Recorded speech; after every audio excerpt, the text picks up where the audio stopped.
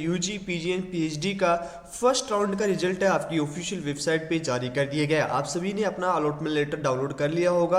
अब यहाँ पे हम बात करेंगे कि जिन बच्चों को सीट अलॉट नहीं हुआ है उनको आगे क्या करना है, उसके साथ ही साथ बच्चों जिनको सीट अलॉट हुआ है तो उनकी आगे की क्या प्रोसेस होगी, कैसे वो अपग्रेड कर सकते हैं, उसके साथ ही साथ क्या वो स्टेप्स है उनको सीट अलॉटमेंट लेटर डाउनलोड करने के बाद करना होगा। तो सारी पूरा वीडियो देखिएगा ताकि आपको हर एक चीज़ समझ में आ जाए। तो बेसिकली मैं सिर्फ Rajesh Kumar, MSc final year student. तो यहाँ पे आपको बच्चों ICR UG, PG and PhD का ए टू जेड इन्फॉर्मेशन मिलने वाला है। तो सबसे पहले बच्चों आपका अलॉटमेंट लेटर, जिसको सीट मिला है वो अपना अलॉटमेंट लेटर डाउनलोड कर लीजिएगा। जिसको सीट नहीं मिला है उसको सेकंड राउंड के रिजल्ट का वेट करना है। आपको कुछ भी नहीं करना है, न कोई आपको पोर्टल में चेंजेस करने हैं, न ही उसमें कोई नई चॉइस फिलिंग करना है। जो भी आपका चॉइस फिलिंग था उसके बेसिस पे आपको सेकेंड राउंड का इंतजार करना है। एक बार हम शेड्यूल देख लेते हैं, उसके बेसिस पे हम यहाँ पे डिस्कशन करेंगे कि आगे आपका क्या स्टेप्स रहेंगे। सबसे पहले हम यहाँ पे बात करें कि आपका चॉइस फिलिंग हुआ। चॉइस फिलिंग होने के बाद आपका फर्स्ट राउंड का रिजल्ट है वो 23 तारीख को ऑफिशियल वेबसाइट पे जारी हो गया। उसके बाद में बच्चों यहाँ पे आपका ऑनलाइन डॉक्यूमेंट्स अपलोड होगा। उसकी लिंक या तो आज शाम तक ओपन हो जाएगी, आपका कल तक ओपन हो जाएगा।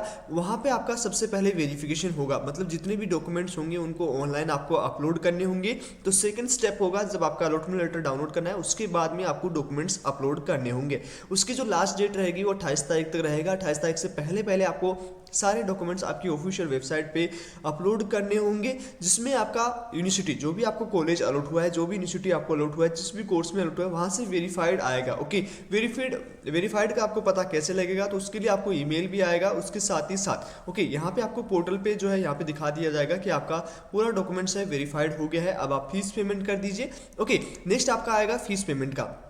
सेकंड जो ऑप्शंस रहेगा आपका फीस पेमेंट का रहेगा, वो कब तक आ जाएगा। तो यहाँ पे डॉक्यूमेंट्स वेरिफिकेशन है, किसी बच्चे का यदि डॉक्यूमेंट सही से अपलोड नहीं होता है या कुछ भी प्रॉब्लम होता है तो फिर से उसको री अपलोडिंग का टाइम दिया जाएगा, वो 29 तारीख तक रहेगा। और उसके साथ ही साथ यहाँ पे आपको फीस पेमेंट करने के बाद सीट यदि लेना हो तो एक्सेप्ट कर लीजिएगा, फ्रीज कर दीजिएगा। और यदि सीट आपको नहीं लेना है और यदि आपको अपग्रेडेशन में जाना है तो वहाँ पे आपको अपग्रेडेशन के लिए ऑप्शंस आ जाएगा। ओके, अब यहाँ पे काफ़ी स्टूडेंट्स को मान लीजिए उनका जिस कॉलेज में वो जाना चाहते हैं वहाँ पे नहीं मिलता और सीट कैंसिल करना चाहते हैं, तो दीदी आप सीट विड्रॉल करोगे तो जो भी आपका 10,000 यहाँ पे आपका पेमेंट लगेगा, सीट एक्सेप्टेंस फीस आपका लगता है, वो लगता है मिनिमम 10,000 पेमेंट आपका लगने वाला है। ओके, 10,000 आपका पेमेंट लगेगा। अब ये 10,000 आपको क्या रिटर्न होंगे या नहीं होंगे। ओके, इन 10,000 की बात करें तो ये 10,000 आपके फीस में से माइनस हो जाएंगे। यदि आप सीट लेते हैं तो आपको ये पैसा आपकी फीस में से डिडक्ट किया जाएगा, और यदि आप सीट नहीं लेते हैं, सीट विड्रॉल करते हैं, लेकिन वो आपको फोर्थ राउंड से पहले ही करना होगा। यदि आप सीट विड्रॉल करते हैं तो यहाँ पे आपको 9,000 का पेमेंट, अच्छा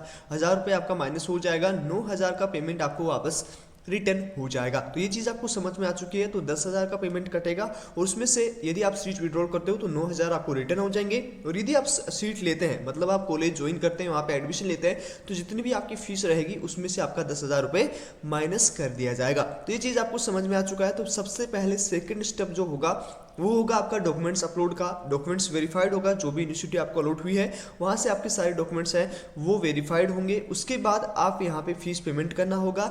फीस पेमेंट करने के बाद आपके पास दो ऑप्शंस आएंगे, सीट फ्रीज का और सीट अपग्रेडेशन का या कैंसिल एडमिशन। ओके, तीन ऑप्शन आपके सामने आएंगे। तो यदि आपको एडमिशन कैंसिल करवाना तो आप उस पर क्लिक कर दीजिएगा। यदि आपको सीट विड्रॉल करना है तो आप सीट विड्रॉल कर सकते हो, और यदि आप अपग्रेडेशन में जाना चाहते हो तो अपग्रेड कर सकते हो। यदि आप सीट फ्रीज करना चाहते हो, फ्रीज का मतलब होता है वही सीट आपको चाहिए, वही कॉलेज आपको चाहिए, तो आप सीट फ्रीज कर सकते हो। ओके, आई होप आपको समझ में आ गया होगा। और इसकी सारी अपडेट आपकी इसी ऑफिशियल वेबसाइट icrcounseling.in और आपके पोर्टल पे शो अप होने वाली है बच्चों। तो यहाँ पे इंतजार कीजिए, जैसे आपका यहाँ पे डॉक्यूमेंट्स अपलोड का ऑप्शन आएगा हम आपको अपडेट कर देंगे, और जो भी इन्फॉर्मेशन रहेगा वो आपको सारी चीज़ें यहाँ हमारे चैनल पर मिल जाएगी। तो जल्दी से जाइए चैनल को सब्सक्राइब कर लीजिए ताकि आपको सारी इन्फॉर्मेशन पता लगे। चलिए आज इस वीडियो में इतना ही, मिलते हैं आपसे नेक्स्ट वीडियो में, तब तक के लिए बाय बाय, टेक केयर।